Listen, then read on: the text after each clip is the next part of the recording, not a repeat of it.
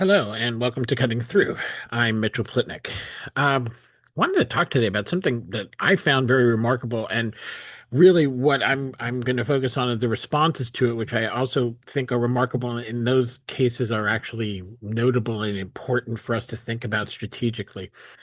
So, what I'm referring to is Donald Trump warning Israel and saying that basically he said he responded to a reporter's question asking about potential Israeli annexation of the West Bank, and he said flat out Israel's not going to annex the West Bank.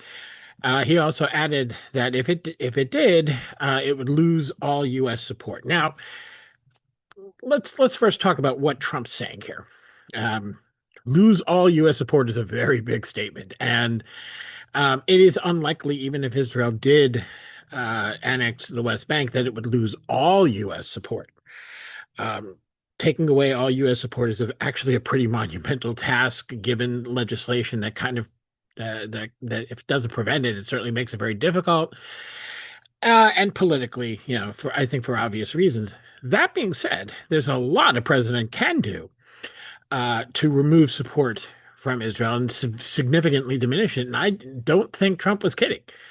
I do think that he meant what he said, but I also think he threw it out there because he knows that he told Israel, no, you're not going to do this. And Israel said, yes, sir, no, we're not. Um, so, but in a broader sense, there is a significant shift in the approach of the Trump administration to Israel. And I want to be very clear here because one of the places I think people kind of get confused or lose sight of, at least of what I'm saying, and I think what's happening politically is confusing Trump's tone with Israel with Trump's approach to Palestine. Trump's approach to Palestine has not changed. Trump cares nothing about Palestinians. He cares nothing about human rights. He cares nothing about international law. He cares nothing about common decency. Genocide does not bother him if it's happening to the right people. When it's white South Africans, he tends to be very sensitive to their needs so that when they're even remotely inconvenienced, he's ready to just open the doors and say, "Hey, come on into the United States." When it's brown and black Palestinians, uh, they can be slaughtered en masse, and he doesn't even bat an eye. So let's not conflate these two things. There is a difference between U.S. policy towards Israel and U.S. policy towards the Palestinians, and I'm going to elaborate on that in a little bit.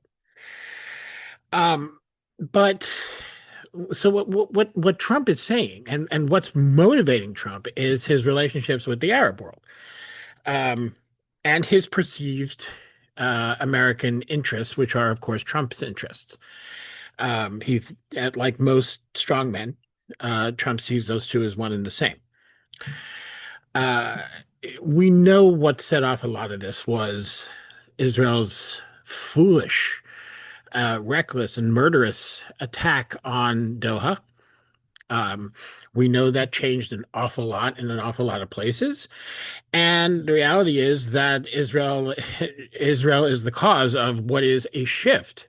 And it is a real shift in America's approach to Israel. Now, there are implications, of course, in that for the Palestinians, but these two things are different. The American policy towards Israel and American policy towards the question of Palestine are not the same thing. And I think people need to understand that those things are separate, even though they overlap quite a bit. Um, some people have responded um, to Trump's, I mean, it's not just, of course, this statement. It is also the fact that there's been a steady stream of high level, right up to the vice president and including Trump himself. Trump officials is sort of a constant train to Israel. It is unprecedented. I've never heard or seen anything like this, um, where one high level official after another is going to Israel. And what they're doing is they're hammering home to Netanyahu that Trump has staked something and has a personal interest in the genocide in Gaza being stopped. That is something that is important to him. They have, I think they're making sure that Netanyahu gets that message. Again, that doesn't mean Trump has suddenly developed a concern for the welfare of the people of Gaza. He has not. Okay, he has certain interests in stopping the genocide and making sure that it's stopped. There are things that he wants to see happen. There are ways in which Israel needs to be reined in, as one colleague, Giorgio Cafiero, actually noted on my Facebook page. He pointed out that the massive undertaking happening in the UAE around artificial intelligence and building all these AI centers that are connecting AI, the AI industry in the Arab world and the American AI industry. There's a ton of money in that, even by government, even by the standards of these governments. There's a ton of money going on there, a ton of potential. It's a whole subject unto itself that other people, I think, I'm going to let handle the question of this massive proliferation of AI. But, this is a big reason that Trump wants the general atmosphere in the Middle East to settle down. He has a lot of business going on with Qatar. And Israel's attack there really did change things. And the Qataris do have an interest in seeing the genocide end and hoping, in their view, to have a strong foothold in a future Palestine, a future Gaza, a future Palestinian state. However, they may be daydreaming about it. But in any case, even under occupation, for them to have an increased presence there and increased influence there is important to them. It's important to other countries too, Turkey and always Saudi Arabia lurking in the background, of course, Egypt, etc. So these are the interests that Trump is responding to. Um, and it's crucial to recognize that that list of interests does not include the well-being or certainly the national aspirations of the people of Palestine and the Palestinian people. Um, but regardless of that, Trump is reining Israel in. And here's the thing. I mean, people, I think, are trying to fit this into a preconceived narrative, which there's a reason they have this preconceived narrative because it's worked and it's been correct, I think, for many decades.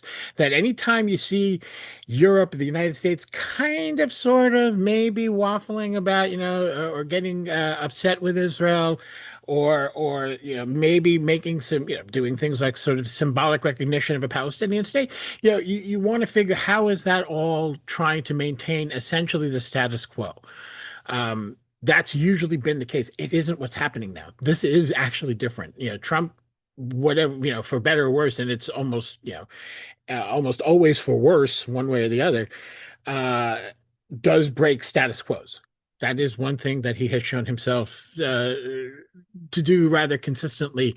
Not every status quo, only the ones that don't work for him, of course, but he is certainly willing to break from what has been the norm uh, in order to achieve his ends. And I think that's what we're seeing now. But I think even more broadly, we have to think about what it means when we talk about a change in U.S. policy. What does that look like? What do we think that's going to be? Okay. And it's not correct then to say, well, since it's not going to be pro-Palestinian, and it isn't, then we need to fit everything into this other preconceived narrative where what the United States does, even when it seems like it's not favoring Israel, is actually in service to what is considered to be the Zionist ambitions. I've seen two ways that this has been presented. One has been this, uh, as I said, this sort of forcing current events into a preconceived narrative, which I think is incorrect. I understand the preconceived narrative. The preconceived narrative works very well for most things that we've seen over the years, but it does not work in the current circumstance. And then the other one was sort of interesting, and looking at the current situation and thinking why would the Trump administration be doing this? What is it that they can be after? and saying that it's not what I've already suggested. Things like, the state trying to stabilize the region a bit more so that these new business ventures, particularly in the artificial intelligence realm, can sort of take flight. Um, uh, the backlash to the attack in Doha, et cetera, et cetera. So one person, Yusuf Minayer, an excellent, excellent analyst I've known for many years, consider him a valuable colleague, have enormous respect for his analysis and his perspective. I always, in fact, look to see uh, uh, what Yusuf's views are on any new subject, and I usually find myself in agreement with them. In this particular instance, I did not. Um, he offered an analysis that I really think was incorrect on why this is happening. So let me read to you what he wrote. He wrote this as a thread on X. So, well, folks, let me explain something to you. All of this, the Knesset annexation votes, Netanyahu's opposition to it, the U.S. slamming it, including in Trump's Time interview. It is all choreographed and intended for a one-man audience. Mohammed bin Salman, Crown Prince of Saudi Arabia, who is coming to Washington soon, which he is. This is an Israeli-American scheme intended to create political space to advance normalization with Saudi Arabia. Netanyahu wants it to add to his election campaign. Trump wants it as well. Netanyahu wants to trade the promise of not annexing uh, the West Bank for Saudi normalization, once again cheapening the price down from a Palestinian state to a credible pathway to a Palestinian state. Bezalel Smotrich, who is like Netanyahu on Truth Serum, knows exactly what is going on, which is why he told the Saudis to go ride camels today, which, yes, Smotrich did say that. He actually was forced to apologize for that racist statement, which was sort of amusing. Annexation is like naming rights to a football stadium. You can sell it to a different sucker every few years, but the reality is the stadium is already there and not going anywhere. I don't think this will work. Israel is a genocidal pariah in the eyes of the world, and Arabs are more opposed to normalizing with that than ever. But both Netanyahu and Trump want it, so why not try it? Even if it fails, it takes eyes off of the Gaza crime scene. Okay. So let me break this down on why I disagree with Yusuf on this. First of all, overall, I do not agree that this is really all that deeply connected to Mohammed bin Salman's visit. I don't think that's what this particular episode was about. Now, overall, of course, um, both Joe Biden and Donald Trump have had strong ambitions of seeing Saudi-Israeli normalization. This is something they both want. Mohammed bin Salman wants it too. He just wants it without having to pay the kind of price that he would have to pay if he normalizes with Israel under current circumstances. That's why what he wants to see is Israel change its behavior somewhat. And he has already kind of backed off the idea. He once said that there would have to be a Palestinian state before he would normalize with Israel. Now, let's also remember, that MBS's stance isn't all that far removed from the Arab League plan more than 20 years ago, which basically said that Israel would withdraw to the 67 lines, share Jerusalem as the capital of both Israel and a Palestinian state, and find a resolution to the question of Palestinian refugees consistent with UN General Assembly resolutions. That isn't all that far from what MBS is talking about today, although he's ignoring, of course, the question of the refugees. Um, he then backed away from that, and he did, as Yusuf rightly points out, bring that price down to a pathway to a Palestinian, which is meaningless. It just means going back to the old Oslo framework of a peace process that's going nowhere. That's all. That's all true. But the thing is that none of this is necessary for that. Okay, Israel has threatened annexation before. Many times. One time it threatened annexation while Jared Kushner was already working on what would become the Abraham Accords, and it gave the United Arab Emirates this great sort of out where they said, no, you see, we're getting an agreement from Israel to not annex, and that's why we're going to enter into normalization for them. MBS is going to have a much higher price. The UAE does not have the position that the Saudis have in the Muslim and Arab world.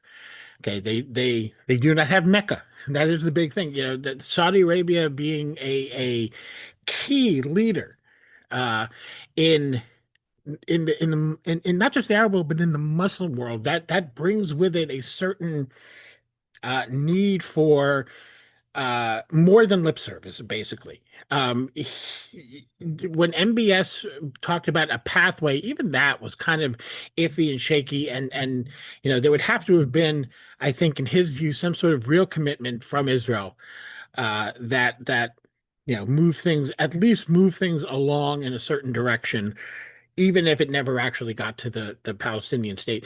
He'd love, look, MBS would love nothing more than to just be able to normalize with Israel and just, you know, forget about the Palestinians, but he can't. He, Saudi Arabia is in a very different spot than the United Arab Emirates in this regard. The UAE is a rich and powerful country, but it simply does not hold the place in the Muslim world. It does not, it is not, you know, it is not the guardian of Mecca, basically. It just doesn't have, it doesn't, and its position and its status in the Arab world doesn't rest on anything like that. So it just rests on money and power. But that's not the case for Saudi Arabia, so they have other concerns. So, um, so of course MBS wants to do this, and of course Trump would love to see normalization happen. It would be a huge feather in his cap, as the Abraham Accords were, as horrible as they were. You know, you had basically the UAE and Bahrain.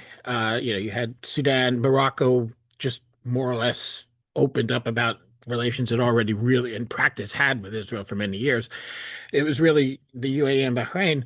Um, Normalizing relations with Israel. It was a huge thing, and they did it without having to give the Palestinians anything.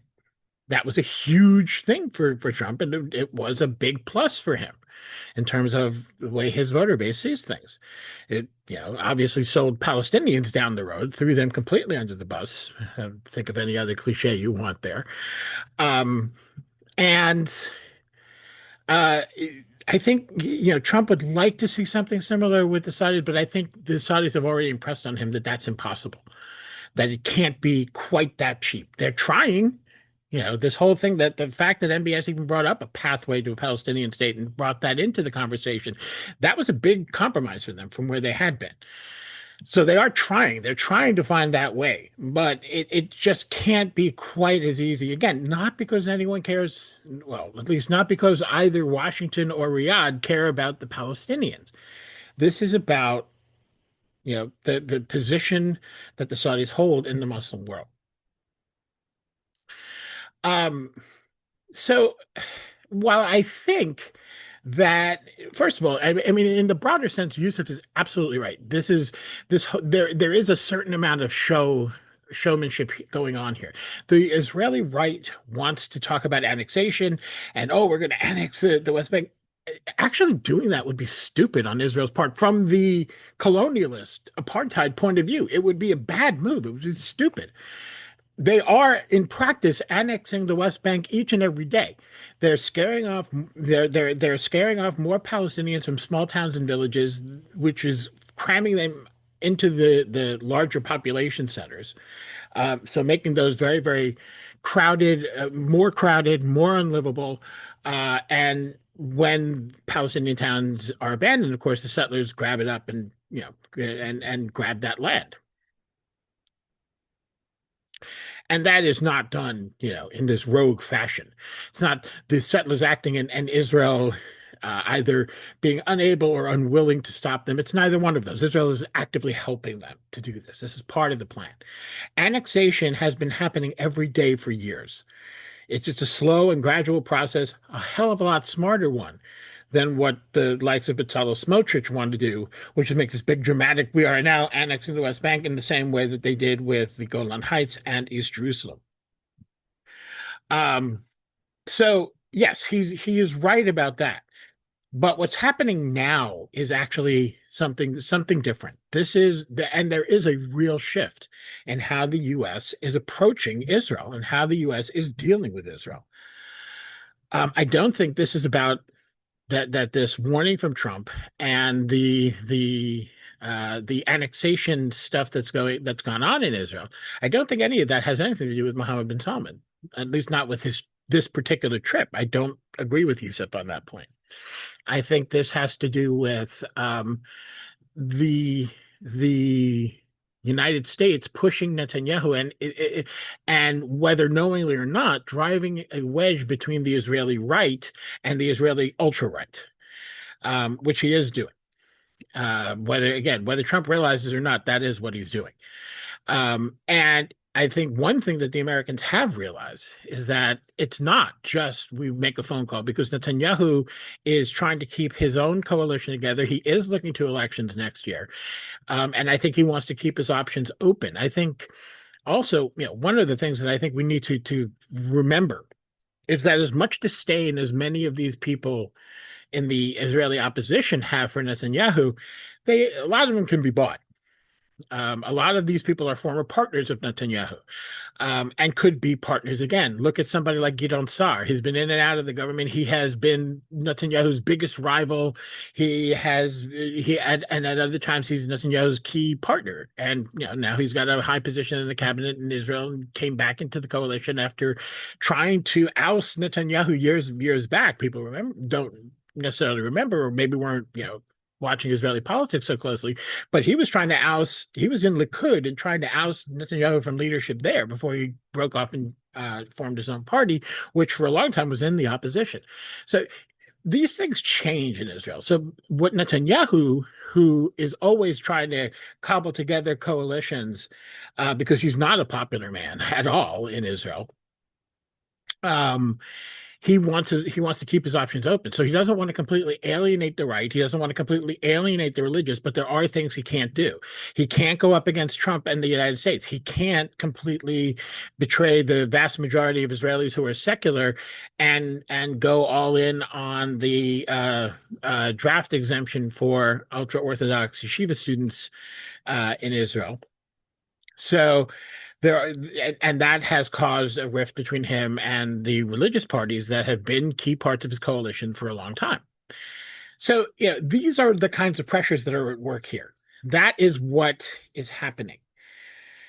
But to go back to U.S. policy, I think you have Trump, who's made a decision, first of all, that Qatar's concerns are more important to him than Israel's. And he understands, I think, the domestic political importance of Israel, and he certainly understands that he has big donors like Miriam Adelson, um, uh, that for whom Israel is extremely important. He's not ignoring those concerns, but I think his personal interest, his personal concern, and therefore what he is prioritizing in policy go a lot more to the Gulf than to Israel.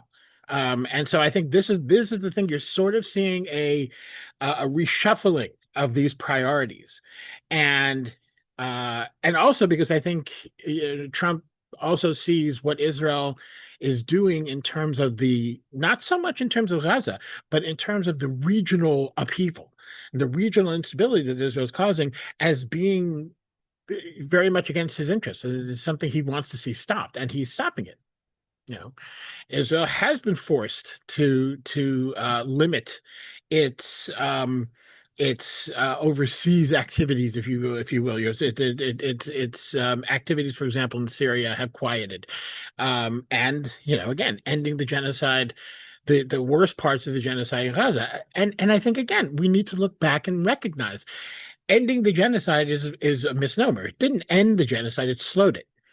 And it's going to stay slow. And people can see my latest article on Mondo Weiss, which I'll link to in the comments or in the description,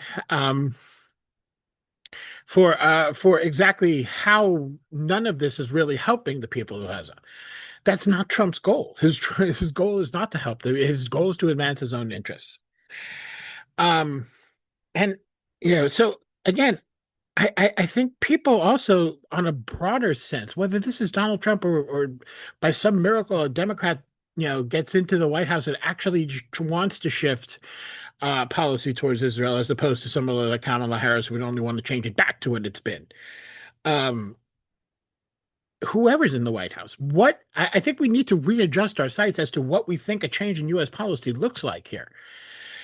The United States has never, ever supported foreign popular liberation movements. It's not what we do. When we support opposition movements, they're far right. Look at Central America. Every movement that we ever supported in Central America, in South America, these were all far right movements. They were not popular movements trying for, egalitarian societies with democratic principles. That's not what we support. We support popular movements. We will support sometimes states that are more democratic than their enemies, like Ukraine. Although, again, Ukraine is far from the democracy that U.S. propaganda would like to make it out to be. It is an incredibly corrupt country, always has been, and has a great many of its own problems, many of which we've helped cause. Okay, since the fall of the Soviet Union.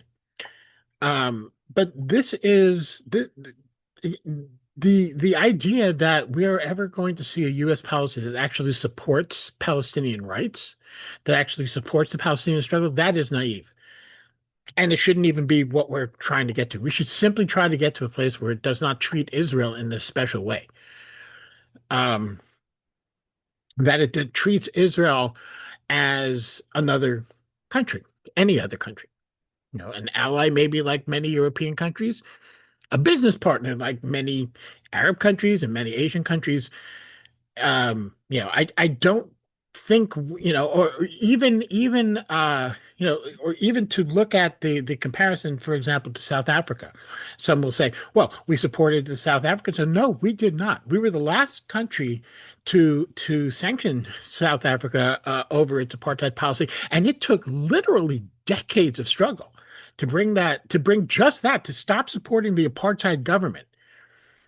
But we did nothing to actually help the African liberation movement in South Africa. We did nothing during that fight. We did nothing after that fight to help that country, transition away from apartheid. And of course, we know that South Africa, 3 decades later, is still struggling, to rebuild itself in the aftermath of the fall of apartheid. It certainly remains very unequal. It certainly remains very challenged, and we've never really done anything much to help. We don't do that. We are not going to ever be helping the Palestinians. The shift we need to look for in U.S. policy is much different. We need to stop the special relationship with Israel.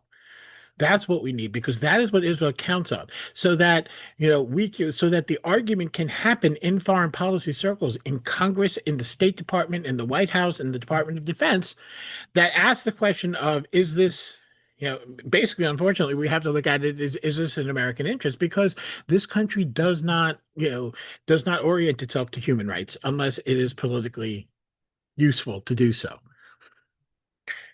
Um, it's wonderful, and I do myself. I work every day to create a U.S. policy, a U.S. foreign policy that is based on human rights. But I mean, really, what country does that? What country really does that? When they look to human rights and they look to international law when it is convenient for them, when that's useful for their argument, for their policies, for their agenda, they will use that tool. So will we. But that's pretty hard to conceive of when the Palestinian cause is going to be something that really helps the American imperial, frankly, agenda. So this is actually what Trump is doing now is really what a better U.S. policy, at least at this stage, is going to look like. We can, and we should, build a mass movement to fight for Palestinian rights. And with enough political pressure, that would be a reason. That would be a reason for the United States to adopt a different policy, one that tries to truly advance Palestinian rights in a way we never have done before. Even when we've paid lip service to it, that's not what we've been doing. And I mean, there's I can't recite chapter and verse of that now. You can look throughout my work, the work of many people throughout the decades, to see how that is true. How we have never been supporting principled policies towards the Palestinians. We're not going to. That's just not the country we are. We need to change this country before that'll ever happen. But we can change our approach to Israel. And that is, in fact, what, I hate to admit it, but that is what Donald Trump is doing right now. Um, he is making sure that Israel does not go against his wishes. Now, Netanyahu is going to fight tooth and nail to find a way to do just that, and he may well succeed. You know, this administration, unfortunately, does not have a long attention span, has other priorities, is doing other things, and it's easy to see where in a few weeks, um, Trump will, uh, divert his attention elsewhere and will not keep the pressure up on Netanyahu. And then when something happens that Netanyahu can use as a pretext, look, Trump has stopped Netanyahu from using incidents as pretext for pursuing his more aggressive agenda before. He did it with Iran when called Netanyahu and told him to turn those planes around, and Netanyahu did. He did it, and he's done it again here in Gaza. This ceasefire, as shaky as it is, as one-sided as it is, as much as it is, again, another example of Palestinian cease and Israelis fire. The fact that over 100 people, 100 Palestinians have been killed since the ceasefire. I mean, really, that's some ceasefire, right? But, more aid is getting through. And the attacks are not nearly as frequent as they were beforehand. The massacres are not happening as much as beforehand, and that is lives saved. It matters. So as much as that's true, that is still Trump. Being on top of Netanyahu didn't want to do any of that. Okay, so it does matter that the United States does this, and it does matter that Trump is being direct and public in saying this. The fact that it said that Israel would lose all U.S. support if it annexed the West Bank. No, it wouldn't. It wouldn't, and we know it wouldn't, and we know that's an overstatement. Gee, Donald Trump overstated something? No, couldn't be. I mean, that is true, but just saying those words, even indicating that you're threatening Israel publicly in that way. I don't remember the last time an American president did that. It matters. It makes a difference, and it shows a shift. And this is, again, Trump couldn't care less what happens to the Palestinians. He also does not necessarily see the value to American interests in stopping human rights violations against Palestinians. Now, some other president might, and that's important, and they will be able to build off the sort of precedent that Trump is setting now, off the movement that people have built that have basically turned almost all of the Democratic voting base towards support for Palestinian rights. Those are the things that matter. Creating those political realities do matter. But let's not kid ourselves that the United States is its relationship with Israel is special. It is unusual. It is unprecedented, as far as I know, in world affairs. And I've yet to see anybody draw a good comparison with any other situation, currently or historically.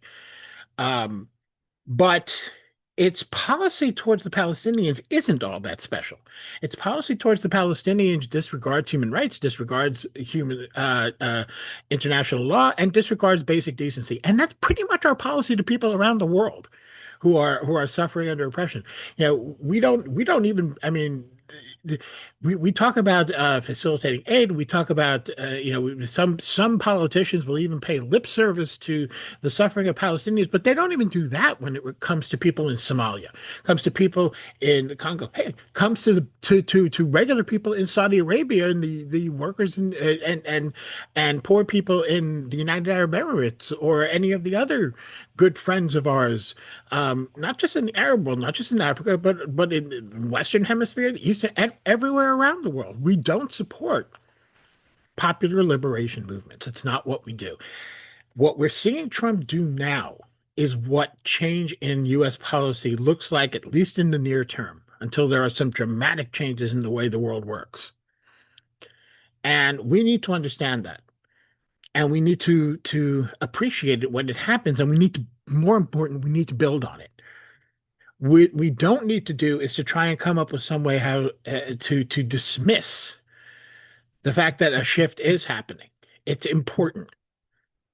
And we should not be ignoring it, and we should be trying to work with it and trying to expand it, um, and expand those parameters so that maybe eventually they will reach out here where human rights work is actually happening, where the concept of Palestinians being people entitled to the same rights as everybody else in the world sits. There's a long way to go before that, and that's not that attitude is not what we're going to see when American policy starts changing. So we have to keep pushing to bring it there. We're only at the beginning of that struggle. So that's it for today. Please like, share, and subscribe. If you can support this work, mitchellplitnick.substack.com is the place you can do it. And I will be talking to you soon.